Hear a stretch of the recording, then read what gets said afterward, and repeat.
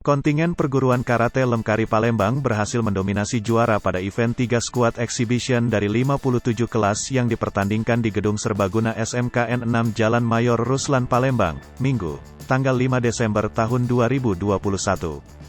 Dari hasil rekap pertandingan hingga Minggu malam, kontingen Lemkari Palembang di bawah binaan Kabid Binpresnya Ibda Adiguna Putra SHMM, Amelia Putri Se, dan Suratman dan Koordinator Majelis Sabuk Hitam Tony Simanjuntak dengan perolehan 35 medali emas, 25 perak, dan 47 perunggu.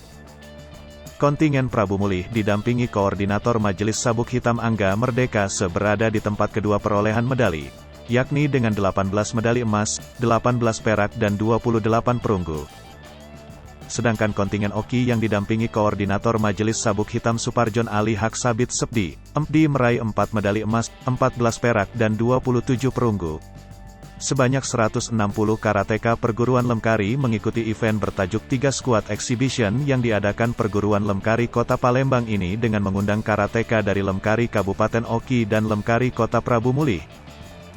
Kegiatan ini memang kita melaksanakan eksebisi Lemkari yang diadakan oleh Lemkari Kota Palembang, yang diikuti 3 kabupaten, Kota Palembang, Oki, dan Prabu Mulih, ungkap Ketum Lemkari Palembang Mas Herdata Musai SHMC selaku tuan rumah penyelenggara event 3 Squad Exhibition.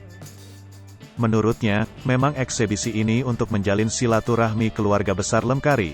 Selain itu juga ingin menjaring bibit-bibit Lemkari yang ada di 3 kabupaten, kota ini.